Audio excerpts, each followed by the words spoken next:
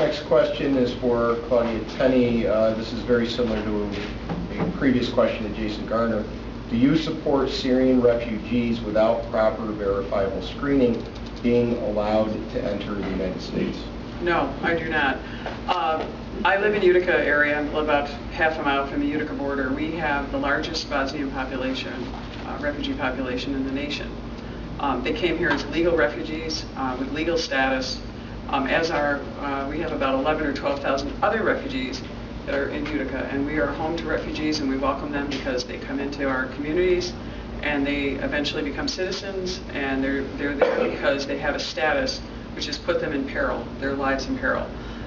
Syrian refugees, I understand. I've spoken on this issue before in Utica. We have a Syrian Orthodox Church where this issue was raised by the priests. It's a big concern because we have a lot of people who have relatives who are in peril in Syria, and they're not just Christians, they're also moderate Muslims. And so the question is, we don't have a way to verify adequately who's coming into this country.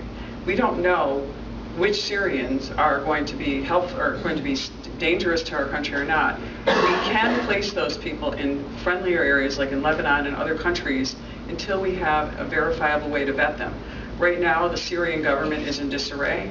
There's a lot of confusion about whose side they're on, whether it's the Russians or our side, and who's in control with ISIS. And the situation there, we cannot verify who these people are. And until we can verify who these people are, I just can't support bringing them in and putting our nation at peril. At some point, they can be verified through families, and those families, especially we have many Syrian immigrants in our area, they are coming in through family relations, and they are being vetted to the best that we can vet them. But people we can't relate, we don't know how to vet, and we can't vet through the government adequately until we can at such time. We can find safe haven for them somewhere overseas until we can find a way to get them here safely. Thanks. Senator Akshar, how do you propose to get law enforcement at all levels to work together to deal with the drug issue? And here, the questionnaire also wants you to include the court system as well and law enforcement. I think we do a good job of that now in Broome County. The Drug Task Force has been in existence for probably 10 years. Something developed under Sheriff Harder and then Chief Butler of the City of Binghamton Police Department. And I think it works very well. It's grown. It's about a 15-member task force now. Binghamton, the Sheriff, Endicott, and Johnson City Police all participate. And that's really how you get things accomplished when you're working in a collaborative effort, all pooling your resources. Look, there's not enough cops. There's not. I mean, the problem is so big, and there's never going to be enough cops to solve the problem. But we have to continue to invest in them. I'm not entirely sure I understand the courts. What do you think they're getting at in terms of the court? All right, so law enforcement's a little bit different than what, the judges obviously have to make appropriate decisions in terms of bail or in terms of sentencing, but, the role of the law enforcement officer, of course, is to conduct the investigation, make the arrest, and then, push those people into the criminal justice system.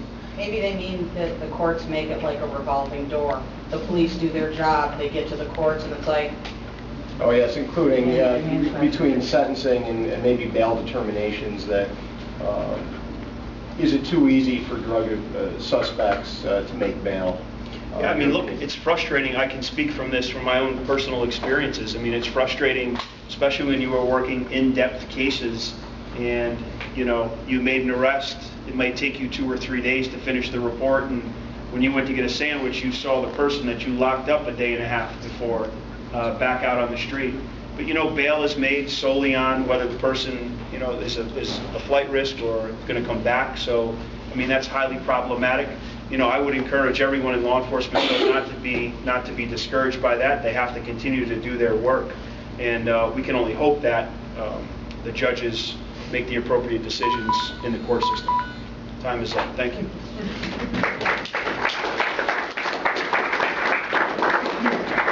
Nixon, the same question we had a couple moments ago.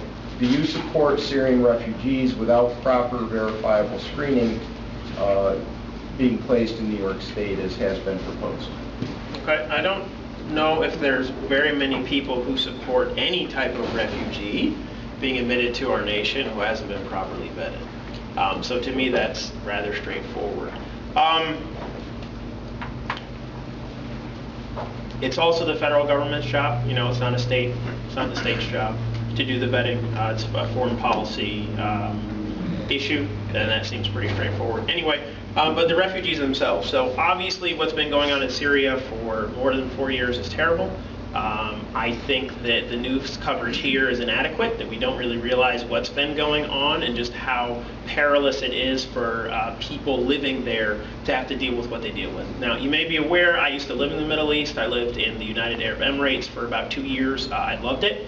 I worked there as a U.S. attorney, and there were, in fact, I had a colleague even who was Syrian, you know. His name's Hussam. But anyway, that's a region I'm familiar with, and so Syria is a very complex issue, and I think our current news coverage is totally inadequate for our understanding of that issue. Now, I'm also an evangelical, so if somebody comes to my door, they're bleeding in pain or whatever, or hurt, and I need to take them in, I need to care for them, period. And I think that we need to look at this issue also as a nation with perhaps kinder eyes. Now, I recognize the need for proper vetting. I understand that, but we may be able to use certain proxies, like how about age? If someone's 60 years old or older, would we have a problem letting them in with less vetting than a 20-year-old unmarried man? I wouldn't have a problem letting in a 60-year-old woman. It's just, you know, like one of my aunts or something like that. You know, don't tell them that I told you how old they were. I don't necessarily have a problem with that. I think we need to look at this complex issue differently. And I think we also ought to remember, I mean, for many of us, we remember, well, my time's up. Just think of what happened in Europe 70 years ago with refugees, and think of how people acted, and then think about us now. Yeah.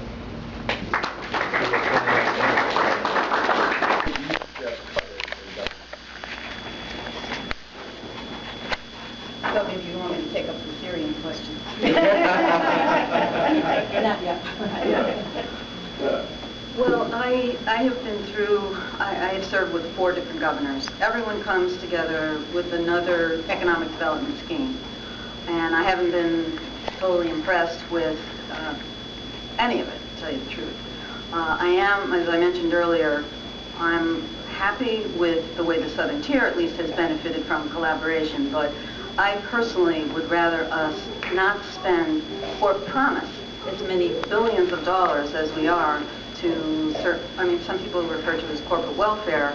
I really I'm challenged in the projects that we have been promising out there literally in the billions. When I see a place like the Southern Tier, who could really benefit from the small investments and ways that we can encourage businesses to invest. I mean, we're seeing some progress in downtown Binghamton, for example, because private money is arriving.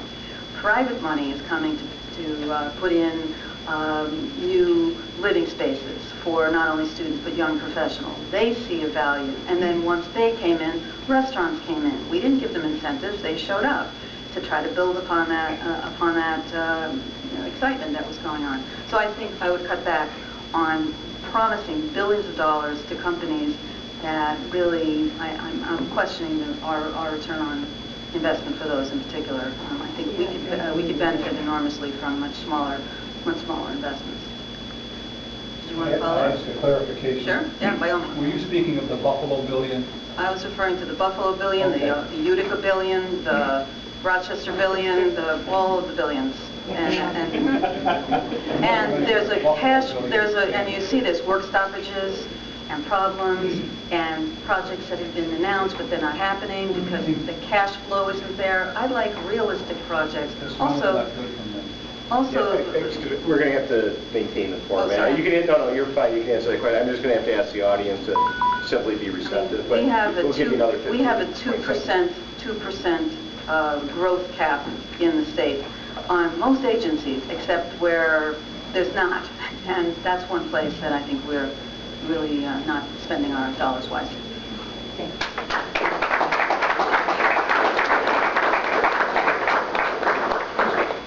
The next question is for Jason Garnar.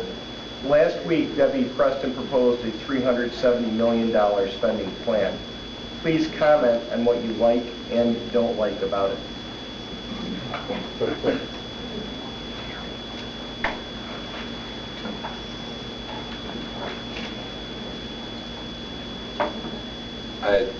don't know if anybody knows how big the county budget booklet is. Maybe Donna remembers those days. It's big. So it's been about a week. I haven't had a chance to get through all of it. But what I will tell you that I don't like, because I knew it was already in the plan before it was submitted, was, I hope I can do this in 2 minutes. Several years ago, the sales tax formula was changed in this county. And what that meant was that the county took more money and took it away from municipalities. And I voted against that. But we always complain that the state forces unfunded mandates on us. And if we were to do that, we'd just be kicking the can down the road, just like sometimes the state does. How can we sit there and say, stop the unfunded mandates and do the same thing at the same time? It went through, and when my opponent came to office, she, as the Conklin Town Supervisor, was totally against that. And I thought, in that regard, I had an ally to change the sales tax formula to give money back to the municipalities. I put in legislation to change it.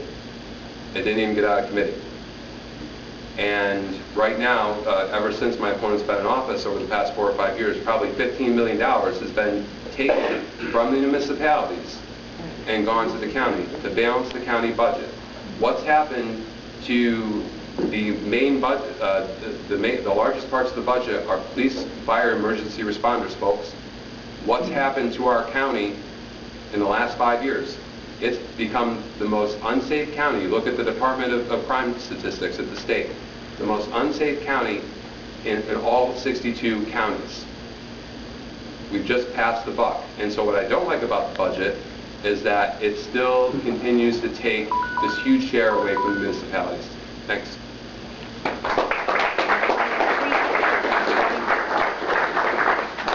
Next question is for Claudia Tenney. President Obama has been criticized in some circles for executive overreach.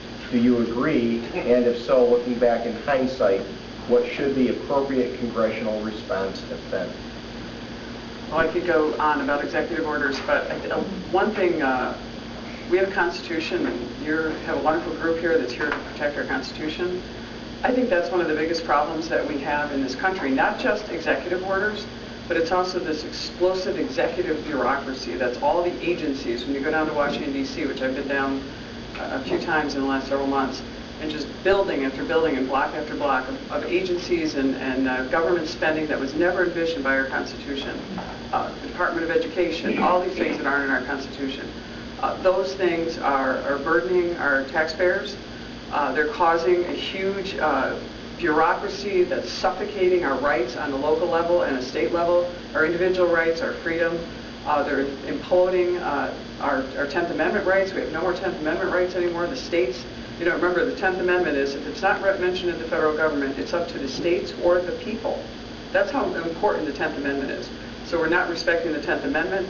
The executive orders by President Obama, although I'll hear commentators say, well, you know, some of these executive orders he doesn't do it as many as George Bush did, for example. That's not the question. The question is the quality and the nature of the executive orders. Changing, specifically going into constitutional powers that are specifically reserved for the Congress, like on immigration, for example. Article 1, Section 8 specifically designates 17 rights that should be considered by the Congress, not the presidency. The president is interfering in many of those aspects of our government with executive orders, and it has to stop. And if we don't stop these unconstitutional executive orders of this nature with areas that are outside the purview of the executive, you're going to continue to see an erosion of our rights, whether it's all the amendments, but all of our rights are going to be sacrificed, and they have been by this president. And you know, I look at just a quick thing, I don't know if I have 30 seconds, somebody handed me something about TPP. Technically, TPP is like a treaty. TPP, the Trans-Pacific Partnership, was signed by the president. That is not going to go back to Congress. That's something that's going to end up allowing the president to make bad trade deals, and that's something that we're going to have to deal with, hopefully, with a new president and a new Congress.